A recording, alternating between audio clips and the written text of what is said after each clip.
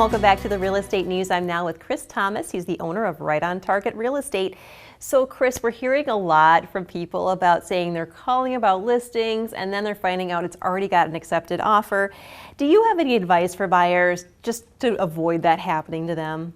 Yeah, we started this system where when we're working with buyers, we try to find out kind of what's important to them, and we kind of have them make a wish list, and we set up a specialized MLS search so that every time new properties come on the market, it automatically emails them those listings. The nice thing about that is a lot of those apps out there that you see that are being advertised, they don't have up-to-date information on them. So what ends up happening is you call on a house that you think is available and it's not. So our system actually gives you the most up-to-date information, and it helps people from losing out on those houses that are really nice, and they could get in there and find, if they like them, quicker. Now, do you feel that having an experienced agent like yourself to help people buy and sell a home really gives them a big advantage?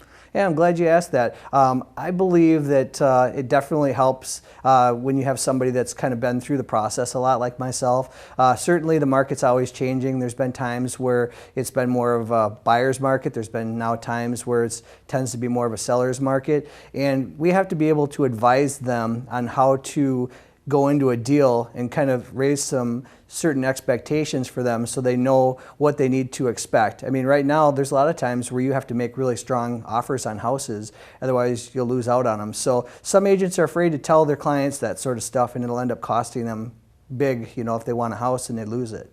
That's so true, and it's definitely worth hearing if it's going to mean you're more likely to get your dream home. So how has your buyer system been working then in this seller's market? It's been great. I think what happens is it saves people a lot of time because they're not driving around and looking for houses that aren't even available. It certainly allows us to really weed out houses that don't match their criteria, so that definitely helps. And then when they do find the house that they truly like, what ends up happening is we could get in there and look at it really quick. So if they want to write an offer, we can do that before other people get in the door. Yeah, and it's definitely important to be fast about that. Now, what other advice can you give home buyers to prepare them for this market? Well, you know, home buyers out there, they really have to realize that they can't really wait. If they see a house and they think, well, I'm going to wait 3-4 days to give me a call to let me know if they want to see it.